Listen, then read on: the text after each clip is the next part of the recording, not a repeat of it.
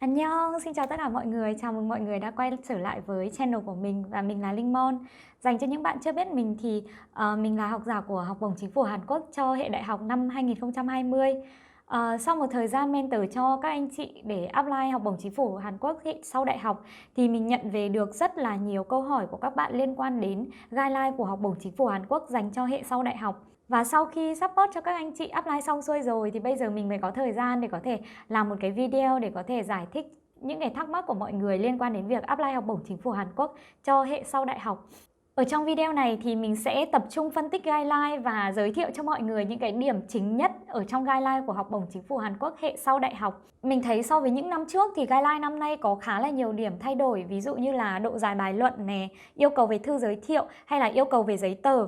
Thì đầu tiên để bắt đầu tìm hiểu về học bổng chính phủ Hàn Quốc thì trước tiên là mọi người phải tải guideline chính thức về, đúng không? Vậy thì guideline của học bổng chính phủ Hàn Quốc hệ sau đại học được đăng tải ở đâu? Các bạn vào website Study in Korea, mình sẽ để đường link ở bên dưới. Các bạn vào mục Scholarship và sau đấy các bạn vào mục GKS Notice.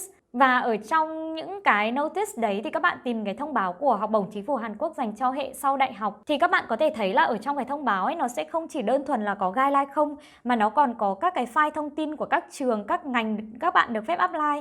Thì mình khuyên là mọi người nên tải hết những cái file đấy về để có thể nghiên cứu, tại vì nó sẽ cung cấp cho các bạn những cái thông tin rất là chi tiết để các bạn apply. Ok, bây giờ mình sẽ cùng các bạn xem chi tiết về guideline học bổng chính phủ Hàn Quốc dành cho hệ sau đại học của năm 2022 này nhé. Học bổng chính phủ Hàn Quốc hệ sau đại học sẽ cung cấp học bổng cho những cái chương trình học như sau: chương trình thạc sĩ này, chương trình tiến sĩ, chương trình nghiên cứu, chương trình dành cho các giáo sư để giảng dạy tiếng Hàn. Và đặc biệt là năm nay có thêm chương trình nghiên cứu và phát triển, tức là chương trình R&D.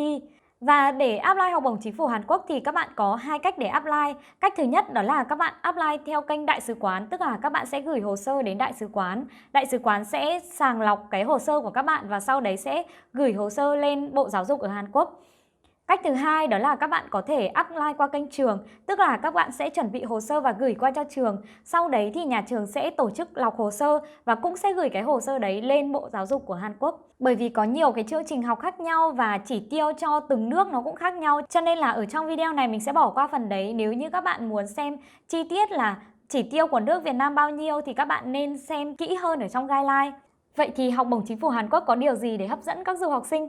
Đầu tiên đó là học bổng chính phủ Hàn Quốc là học bổng toàn phần, tức là các bạn sẽ được cover toàn bộ học phí và đồng thời sẽ có thêm sinh hoạt phí hàng tháng. Các bạn sẽ được nhận 1 triệu won một tháng nếu như các bạn học bậc thạc sĩ hoặc là tiến sĩ. Còn nếu như bạn đi theo diện nghiên cứu thì các bạn sẽ được nhận 1,5 triệu won một tháng. Và thực sự thì mình thấy là số tiền này hoàn toàn đủ để các bạn có thể sinh sống và học tập tốt ở Hàn Quốc. Ngoài trợ cấp hàng tháng ra thì học bổng chính phủ Hàn Quốc còn cho bạn một cặp vé khứ hồi để các bạn bay đến Hàn và bay về nhà sau khi mà các bạn hoàn thành chương trình học. Nếu như các bạn được TOPIK 5 hoặc TOPIK 6 trở lên thì các bạn sẽ được nhận thêm 100.000 won một tháng nữa. Và mình thấy là TOPIK 5 là điều hoàn toàn có thể làm được, cho nên là các bạn cố gắng đạt được TOPIK 5 để được nhận thêm 100.000 won một tháng nhé. Lúc mới qua Hàn thì các bạn sẽ được nhận thêm 200.000 won, nó gọi là tiền định cư ấy. Các bạn còn được hỗ trợ tiền bảo hiểm quốc dân này, thêm cả tiền support khi mà các bạn kiểu in ấn luận văn hay là làm nghiên cứu nữa. Đối với các bạn mà chưa có TOPIK 5 trở lên ý, thì các bạn cũng được tài trợ 1 năm học tiếng hoàn toàn miễn phí và vẫn được nhận tiền chu cấp hàng tháng. Chung quy lại ý, thì mình thấy học bổng chính phủ Hàn Quốc là một cái học bổng rất là hào phóng và rất là chu đáo. Mình tuy chỉ nhận học bổng chính phủ Hàn Quốc dành cho hệ đại học thôi,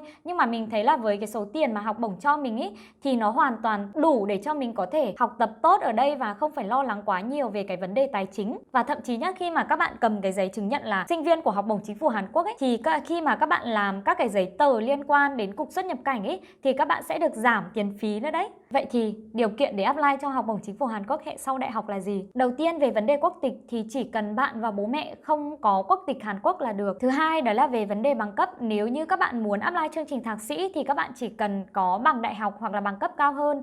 Nếu như các bạn muốn apply chương trình tiến sĩ thì các bạn cần có bằng thạc sĩ hoặc là bằng cấp cao hơn. Nếu như các bạn apply chương trình nghiên cứu thì các bạn cần có thư mời từ trường trước và kèm thêm một số cái điều kiện đi kèm, thì mình nghĩ là các bạn có thể xem kỹ hơn ở trong guideline. Nếu như các các bạn muốn apply lúc mà các bạn chưa tốt nghiệp thì các bạn cần xin nhà trường giấy chứng nhận gọi là dự kiến tốt nghiệp. Nó được gọi là Certificate of Expected Graduation. Trong giấy đấy nó phải ghi cái ngày dự kiến tốt nghiệp của các bạn và ngày dự kiến tốt nghiệp đấy phải trước ngày 31 tháng 8. Về mặt tuổi tác thì các bạn chỉ cần dưới 40 tuổi và nếu là professor thì chỉ cần dưới 45 tuổi là được. Về mặt GPA thì các bạn chỉ cần có GPA 2.64 trên 4.0 là được. Nhưng mà nếu như GPA của các bạn dưới 2.64 trên 4.0 nhưng mà bạn vẫn muốn apply thì phải làm sao? Thì lúc đấy bạn sẽ phải xin nhà trường cái giấy chứng nhận ranking của bạn thuộc top 20% của lớp, của trường hoặc là của khoa đều được.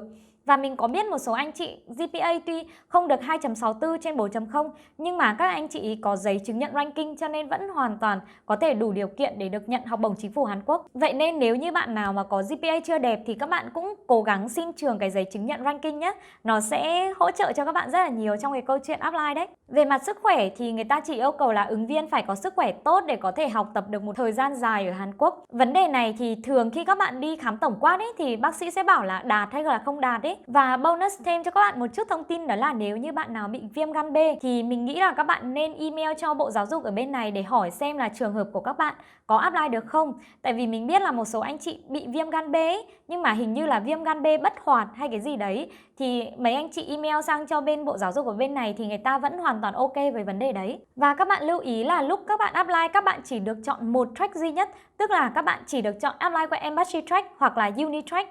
Nếu như các bạn apply cả hai track cùng một lúc thì hồ sơ của các bạn sẽ bị loại. Tuy nhiên nếu như các bạn apply Embassy track mà hồ sơ của các bạn không vượt qua được vòng đơn hoặc là vòng interview thì các bạn hoàn toàn có quyền mang cái hồ sơ đấy nộp qua Uni track, nộp cho trường nào mà vẫn còn mở đơn GKS đến tại thời điểm đấy. Nếu như mà hồ sơ của các bạn đã đạt những cái yêu cầu bên trên rồi thì chúng ta đến với cái phần chuẩn bị giấy tờ nhé. Thì cái phần chuẩn bị giấy tờ là cái phần mà mọi người hỏi mình nhiều nhất và đấy là cái phần mà khiến cho mọi người bị confused nhiều nhất. Về những cái giấy tờ mà cần phải có lúc apply học bổng chính phủ Hàn Quốc thì mình sẽ chia nó làm 3 phần. Phần thứ nhất đó là những cái giấy tờ các bạn cần phải điền vào, đó là những cái form mà Bộ Giáo dục cung cấp. Cái thứ hai đó là những cái giấy tờ cứng do cơ quan nhà nước cung cấp. Và cái thứ ba là gọi là những cái giấy tờ tùy chọn. Phần 1 với những cái giấy tờ mà do Bộ Giáo dục yêu cầu các bạn điền ý, người ta cho các bạn 8 cái form. Form thứ nhất là form đăng ký thì đấy sẽ là nơi các bạn ghi những cái thông tin cá nhân của mình. Form 2 và form 3 là personal statement và study plan. Thì nói một cách mỹ miều thì hai cái form này nó chính là linh hồn của bộ hồ sơ của các bạn. Vậy nên là nếu được thì các bạn nên dành nhiều thời gian để chăm chút cho nó hơn nhé. Mình cũng đã làm video về việc viết luận và những cái tips khi viết luận thì mình sẽ để link ở bên dưới nếu như các bạn cần nhé. Form 5 là form thư giới thiệu và năm nay các bạn chỉ cần một thư giới thiệu thôi. Đối với thư giới thiệu thì các bạn điền thông tin của bạn và người viết thư giới thiệu vào form này và thư giới thiệu có thể được viết ở một cái form riêng và sau đấy các bạn bỏ cái thư giới thiệu và cái form này vào cùng một phong bì và ký giáp line ở phía sau là được. Và đối với người viết thư giới thiệu thì các bạn nên chọn những người mà có thể đánh giá được cái năng lực học thuật của các bạn. Ở đây thì Bộ Giáo dục có gợi ý cho các bạn là các bạn có thể nhờ giáo sư, nhờ trưởng khoa hoặc là nhờ sếp nếu như mà các bạn đã đi làm rồi. Form 6 và form 4 là form dành cho những bạn apply chương trình nghiên cứu. Form 7 và form 8 thì các bạn chỉ cần tích là được. Phần 2 đó là phần những cái giấy tờ cứng mà các bạn cần phải mang đi dịch thuật công chứng và mang đi hợp pháp hóa. Cơ bản nhất những cái giấy tờ cần có đó là bằng tốt nghiệp, bảng điểm và giấy khai sinh. Đối với bằng tốt nghiệp và bảng điểm thì tùy theo từng bậc học mà các bạn đăng ký thì các bạn sẽ phải nộp bằng tốt nghiệp và bảng điểm tương ứng. Mình thấy là có một số bạn học ở nước ngoài thì bảng điểm của các bạn không theo thang 4.0 thì các bạn hoàn toàn có thể tự chuyển đổi cái điểm của các bạn ra thang 4.0 và sau đấy contact với trường, nhờ trường confirm rằng là điểm của các bạn ở thang 4.0 nó là thế này thế kia. Nếu như các bạn apply chương trình nghiên cứu thì các bạn còn cần phải nộp thêm cả giấy chứng nhận việc làm nữa. Tiếp theo đó là về giấy chứng minh quốc tịch của bạn và bố mẹ.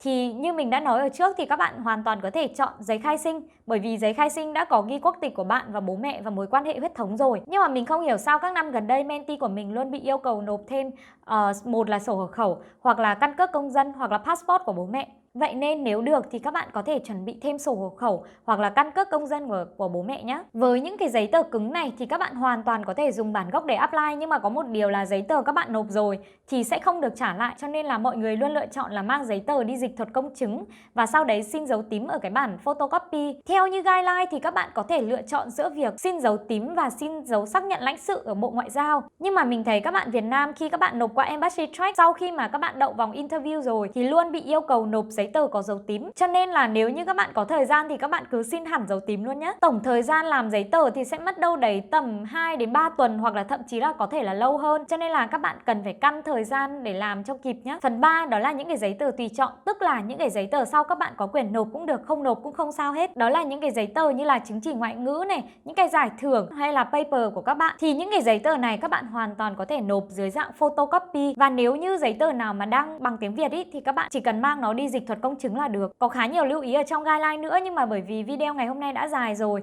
cho nên là mình sẽ chỉ giới thiệu qua những cái phần quan trọng nhất ở trong guideline cho các bạn. Và lúc apply thì mình khuyên là các bạn nên check kỹ guideline nhé. Và hiện tại thì mình cũng đang làm một cuốn handbook bằng tiếng Việt dựa theo guideline của Học bổng Chính phủ Hàn Quốc hệ sau đại học năm 2022. Handbook thì đang trong giai đoạn chỉnh sửa, nhưng mà mình cũng đang cố gắng để có thể sớm công bố với mọi người ở trên page và Instagram của mình. Mọi người nhớ follow page và Instagram Linh Mon của mình để có thể cập nhật những thông tin mới nhất về học bổng nhé. Và nếu như các bạn có bất cứ khó khăn hay là thắc mắc gì trong việc apply thì các bạn hoàn toàn có thể nhắn tin qua page và Instagram cho mình. Mình và các bạn trong team luôn sẵn sàng support mọi người. Và cuối cùng, mình chúc mọi người chuẩn bị hồ sơ thật là tốt.